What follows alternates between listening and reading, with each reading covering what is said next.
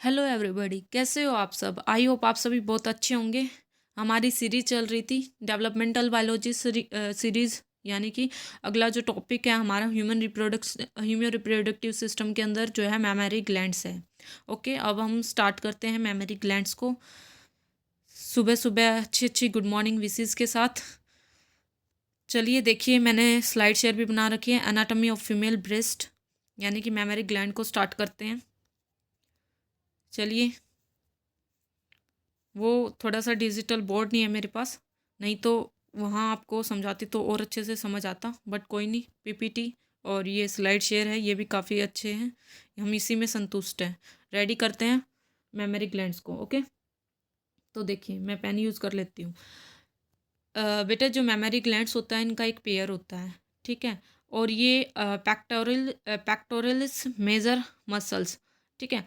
पैक्टोरलिस जो मसल होती है बेटा, ये भी वहाँ पर ये जो है मेमोरी ग्लैंड्स प्रेजेंट होते हैं। कहाँ देखिए, यहाँ ये हैं बेटा, यहाँ पर आपने देखा भी है, ठीक है। वुमेन फीमेल बॉडी के जो है बॉडी पर यहाँ पर पेक्टोरलिस मेजर मसल होती हैं। यहाँ जो है ये ब्रेस्ट है वो प्रेजेंट होती है, या हम कह सकते हैं मेमोरी ग्लैंड्स प्रेजेंट होती हैं।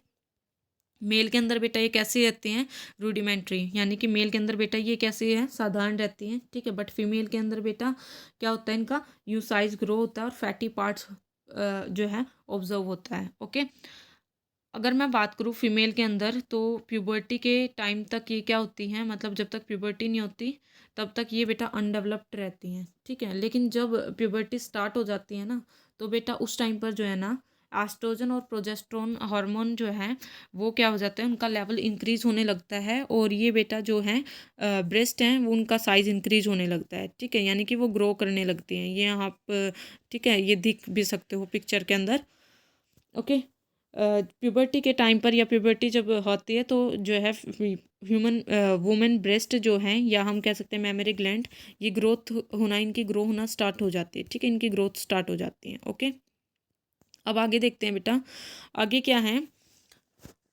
इन external site each breast has a projection the nipple, ठीक है। कुछ नहीं है बेटा, इन्होंने ये बोल रखा है कि हाँ भाई, आप जो आउटर सरफेस होता है ना, आउटर सरफेस यूँ, ठीक है, ये वाला पार्ट, ये जो चीज़ है बेटा, यहाँ आउटर सरफेस पर क्या प्रेजेंट होता है, निपल प्रेजेंट होता है, और surrounded by hyper pigmented cold areola, ठीक है। कुछ नहीं बेटा, ये मान लो ये निपल है, ठीक है। ये सराउंडेड है किससे, एरियोला पार्ट से, ठीक है। एरियोला माना कि ये कैसा होता है बेटा, या तो डीप पिंक कलर का मिलेगा या फिर लाइट ब्राउन कलर का होता है, ठीक है।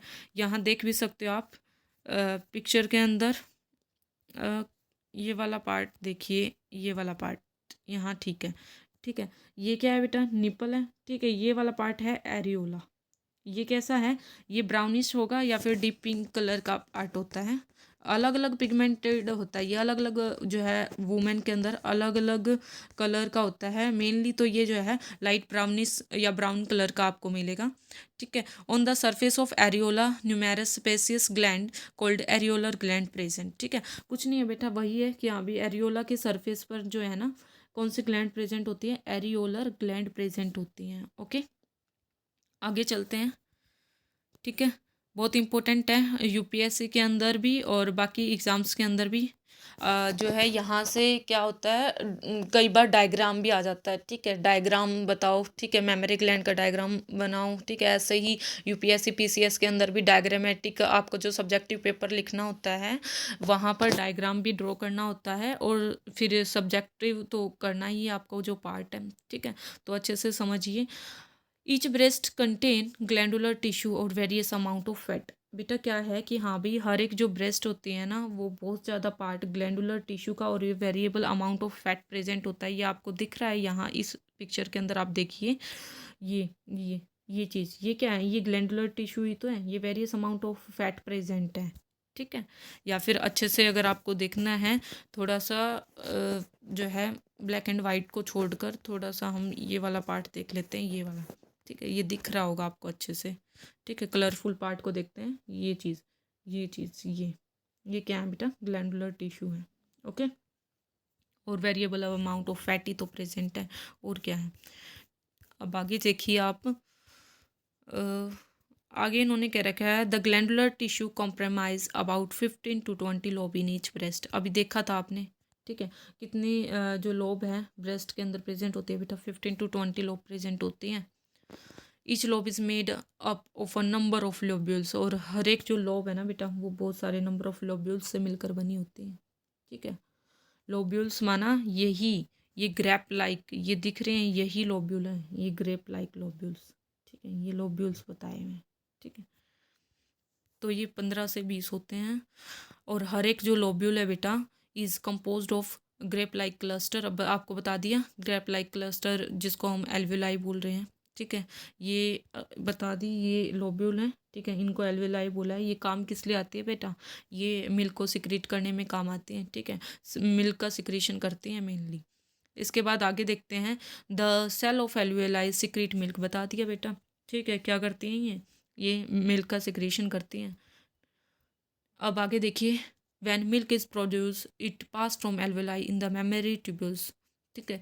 अब ये एल्वेलाई से कहाँ जाएंगी, मेमोरी ट्यूब्यूल्स के अंदर जाएंगी बेटा, और देन कहाँ जाएंगी, मेमोरी डक्ट के अंदर जाएंगी।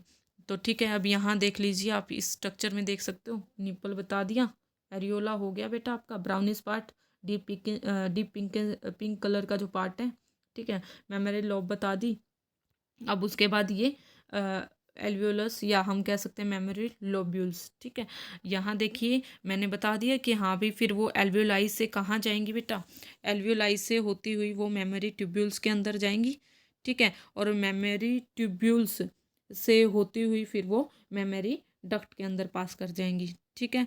अब आगे देखिए, अगर मैं अच्छा तो बेटा फिर मैंने कहा कितनी क्या बात कर ली, मैंने कहा पहले ही ग्लैंडुलर टिश्यू फॉर्म करेंगी, फिर उसके बाद बेटा क्या मेमोरी लोब बनाएंगी, मेमोरी लोब से फिर बेटा एल्वेलाई सेल्स बना देंगी, एल्वेलर सेल्स बना देंगी, फिर उसके बाद बेटा क्या मेमोरी ट्यूब्यूल्स में पास होंगी ये, ठीक है, मेमोरी ट्यूब्यूल से मेमोरी डक्ट, ठीक है बेटा। अब उसके बाद आगे चलते हैं हम, मेमोरी डक्ट के बाद ये क्या करेंगी, तो देखिए near the nipple mammary duct expand to form mammary ampulla, ठीक है। अब बेटा मेमोरी डक्ट तक हम पहुंच चुके थे, मेमोरी डक्ट से कहाँ जाएंगी ये मेमोरी एम्पुला के अंदर पास हो जाएंगी, ठीक है।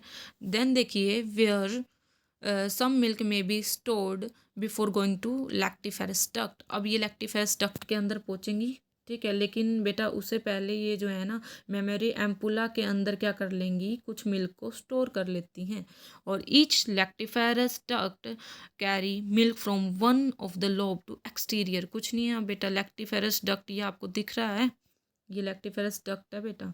यहाँ पर क्या हुआ, कुछ जो है मिल्क जो है पहुँचा एम्पुला से, और फिर वो निपल से बेटा क्या होता है, रिलीज होता है, पास आउट होता है। तो ये दिख रही है आपको मेमोरी ग्लैंड, बहुत अच्छे से इसका डायग्रामेटिक व्यू भी देखना है, ये ऐसे यूँ सब्जेक्टिव पेपर है तब बनाना पड़ सकता है आपको, ठीक है। इसके अलावा मैं एक 2021 का एक पेपर देख रही थी, प्रीवियस पेपर बेटा आईएएस का, तो उसमें जो जूलॉजी पार्ट है या जो जूलॉजी वाला जो पेपर है उसमें पेपर में एक क्वेश्चन आया था स्पर्म कैपेसिटेशन का, ठीक है। तो बेटा आप देख लो कि हाँ भी मैंने ये डेवलपमेंटल बायोलॉजी स्टार्ट करवा रखी है, तो अच्छे से समझ लो ताकि फिर आपको प्रॉब्लम ना हो। और बाकी जो भी अदर गवर्नमेंट की तैयारी कर रहे हैं उनके लिए भी ये सीरीज़ बहुत इंपॉर्टेंट है, क्योंकि मेनली क्वेश्चंस आते हैं, वो क्वेश्चन सीरीज़ भी करवाऊंगी। बाकी आप सभी को पता है थ्योरी सीरीज़ भी आपके लिए बहुत इंपॉर्टेंट है, क्योंकि क्वेश्चन तो तभी होंगे तब आपको थ्योरी पता होगी, ठीक है। तो ये मेमोरी जो है ग्लैंड आपकी ख़त्म होती है, ठीक है। मेमोरी ग्लैंड टॉपिक छोटा ही था, ये कंप्लीट होता आपका। नेक्स्ट आते हैं बेटा गैमेटोजेनेसिस पर, बहुत इंपॉर्टेंट सीरीज़ है, ठीक है। और ये करनी ही है क्योंकि वही बात है कि हाँ भाई रेलवे में तो काफ़ी क्वेश्चन आते हैं बायोलॉजी से, और फिर बच्चे जो है कर नहीं पाते, फिर सिर्फ क्वेश्चंस देखते हैं कि हाँ भाई ये कहाँ से उठ के आ गया। क्योंकि क्या करते हैं, मैंने बहुत सारे चैनल्स पर देखा है, थोड़ा थोड़ा पढ़ाते हैं और फिर अपना ठीक है बैच बेचना स्टार्ट कर देते हैं, ठीक है। तो वो चीज़ नहीं है यहाँ, यहाँ बिल्कुल एकदम आपको थ्योरेटिकल पोर्शन बहुत अच्छे से बता रही हूँ, बताया जा रहा है। जो भी अभी अभी बच्चे स्टार्ट कर रहे हैं, रेलवे की प्रिपरेशन हुई या फिर एसएससी में भी बहुत क्वेश्चन आते हैं बायोलॉजी से, ठीक है। और बहुत डीप बायोलॉजी आपकी चल रही है, और मे बी ये कंप्लीट ही होगी। बॉटनी जूलॉजी हर पार्ट आपको करवाऊंगी जहाँ तक अगर पॉसिबल हुआ तो। ओके, तो अब देखते हैं बेटा आगे गैमेटोजेनेसिस को। फॉर्मेशन ऑफ गैमेट्स क्या कहलाता है? गैमेटोजेनेसिस कहलाता है। बता दिया बेटा। फॉर्मेशन ऑफ गैमेट माना मेल के अंदर स्पर्म और फीमेल के अंदर बेटा ओवम। ठीक है, ये स्पर्म है और ये ओवम। तो ये फॉर्मेशन ऑफ गैमेट क्या कहलाता है? गैमेटोजेनेसिस कहलाता है। आगे देखिए, primary sex organ the testis is male. ठीक है, कुछ नहीं है कि हाँ भाई जो सेक्स ऑर्गन होते हैं ना, मेल के अंदर टेस्टिस होते हैं और फीमेल के अंदर बेटा क्या होती है? ओवेरी होती है, और ये गैमेट प्रोड्यूस करते हैं। ये बता दिया, मेल स्पर्म प्रोड्यूस करेगा और फीमेल क्या प्रोड्यूस करेगी बेटा? ओवा प्रोड्यूस करेगी, ओवम। अब GnRH FSH LH regulate gametogenesis. अब इसका मतलब क्या है बेटा? GnRH मतलब होता है गोनेडोट्रोफिन रिलीजिंग हार्मोन, और FSH माना फॉलिकल स्टिमुलेटिंग हार्मोन, और LH माना ल्यूटिनाइजिंग हार्मोन। ठीक है, ये बेटा गैमेटोजेनेसिस को क्या करते हैं? रेगुलेट करते हैं। आगे देखिए आप, beside this hormone vitamin E is also essential for gametogenesis. अब अगर मैं बात करूँ गैमेटोजेनेसिस के लिए बेटा, विटामिन ई बहुत ज़्यादा इंपॉर्टेंट है। बिकॉज अगर विटामिन ई नहीं हुआ ना, अगर इसकी डेफिशिएंसी होगी बेटा, अगर इसकी कमी होगी तो ये स्टेरिलिटी जो है लीड करेगा। स्टेरिलिटी माना मतलब जो है unable to produce childrens, unable to produce youngs. ठीक है, तो स्टेरिलिटी का मतलब है फिर वो अनेबल हो जाएंगे बेटा बच्चों को प्रोड्यूस करने में, रिप्रोड्यूस। ठीक है, तो वो होता है बेटा स्टेरिलिटी। ओके, नेक्स्ट देखिए, vitamin A is also required for the formation of healthy gametes. Vitamin E भी रिक्वायरमेंट है, विटामिन ए भी रिक्वायर्ड है। ओके, नेक्स्ट देखते हैं बेटा गैमेटोजेनेसिस। अब गैमेटोजेनेसिस को बेटा 3 स्टेज में डिवाइड कर दिया है: multiplication phase, growth phase, maturation phase.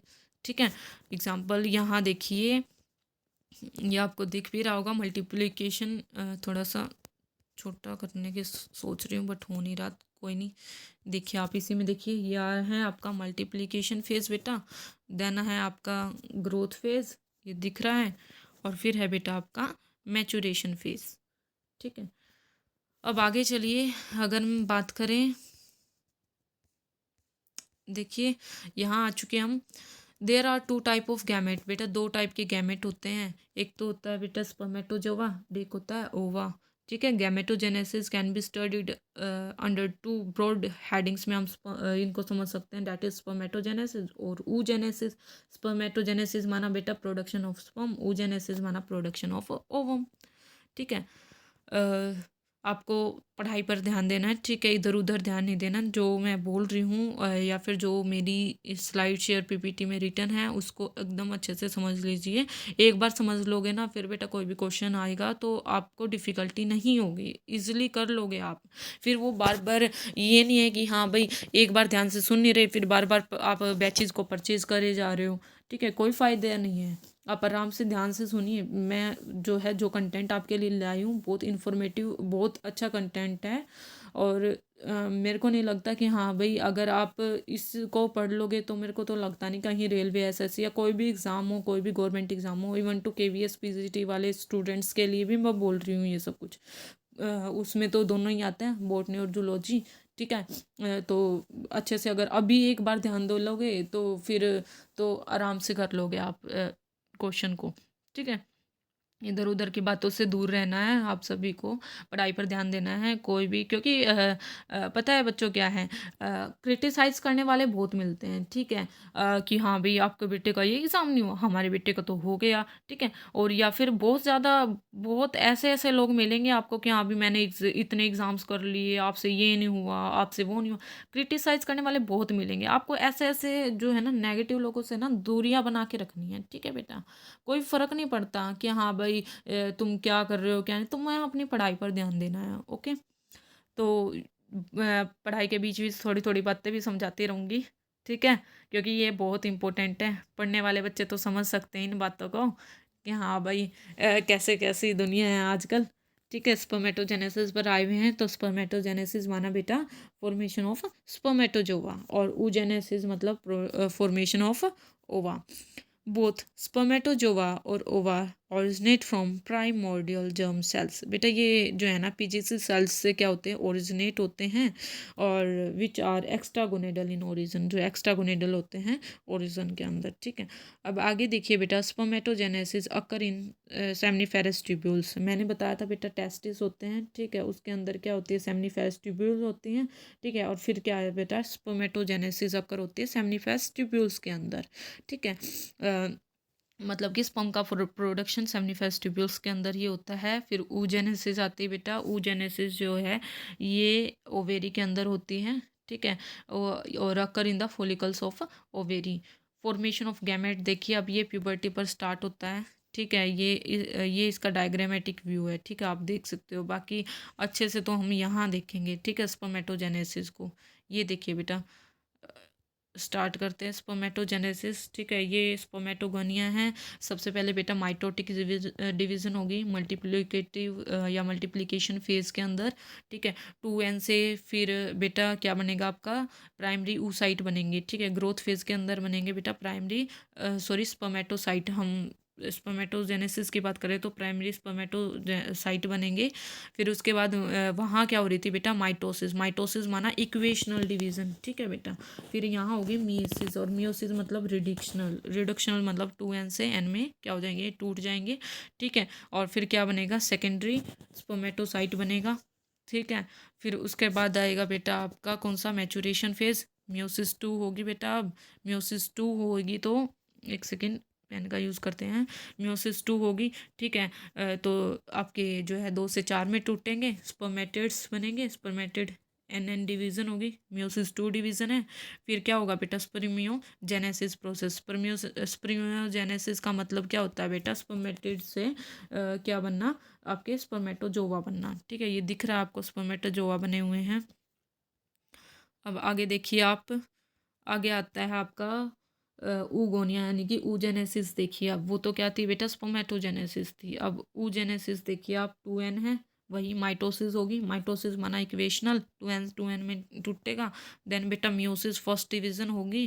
Meiosis first division primary oocyte बनेगा। और ये बेटा जो प्राइमरी oocyte है, ये यहाँ पर अगर मैं बात करूँ तो क्या होगा, आपका फर्स्ट मियोटिक डिवीज़न होगी, और ये जो है ओव्यूलेशन से पहले ही कंप्लीट हो जाती है। ठीक है, ये यहाँ दिखा रखा है, मियोसिस फर्स्ट कंप्लीट। ठीक है, क्या बन गया फिर, सेकेंडरी oocyte, और बेटा क्या होगी, एक फर्स्ट पोलर बॉडी और बनती है। ठीक है, ये यहाँ पर कंप्लीट हो जाती है आपकी ओव्यूलेशन से पहले ही। फिर मियोसिस 2 आएगा आपका, मियोसिस 2 के अंदर बेटा फिर से एक सेकेंडरी पोलर बॉडी बनेगी, और जो सेकेंडरी oocyte से है किस में चेंज हो जाएगा, ओवम में चेंज हो जाएगा। ओके बेटा, तो आज का इतना ही टॉपिक है। इसमें आपको गैमेटोजेनेसिस बता दिया है अच्छे से, मेमरी ग्लैंड्स बता दी हैं अच्छे से। ठीक है, आपको अच्छे से पढ़ना है यहाँ से आपको, फिर उसके बाद कोई भी बुक ले लेना आप, कोई भी अच्छी सी बुक, फिर वहाँ से पढ़ना स्टार्ट करना आप। ठीक है, और 11th-12th के एनसीईआरटी को भी देखते रहना, यूपीएससी पीसीएस वाले स्टूडेंट्स तो। ठीक है, क्योंकि काफ़ी हेल्प होती है आपके सब्जेक्टिव पार्ट पर। क्योंकि मैंने बताया ना 2021 का मैं पार्ट क्वेश्चन देख रही थी, तो वहाँ आया हुआ था आपका स्पर्म कैपेसिटेशन से क्वेश्चन, और फिर एक और देख रही थी मेंस्ट्रुअल साइकिल। ठीक है, वो आपके आगे आएगी, वो क्वेश्चन भी आया हुआ था। मैंने सोचा मेंस्ट्रुअल साइकिल आएगी तब बताऊंगी वो क्वेश्चन कि यहाँ पे आपका आया हुआ था। जो आपका स्पर्म कैपेसिटेशन है बेटा, ये तो आपका आया हुआ था 10 नंबर में आया हुआ था।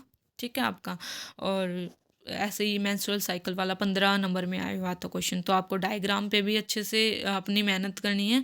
ठीक है, ऐसे डायग्राम्स भी बनाने हैं आपको, और सब्जेक्टिव पार्ट पर भी बहुत फुल फोकस करना है। ओके, तो thank you so much. I hope अच्छी सीरीज़ लग रही होंगी आपको। रेलवे वाले जितने भी हैं, रेलवे वालों पहले ही सुन लो, साइंस सीरीज़ चली हुई है, अच्छे से ध्यान से सुनोगे करोगे तो आपका कोई भी क्वेश्चन नहीं रुकेगा।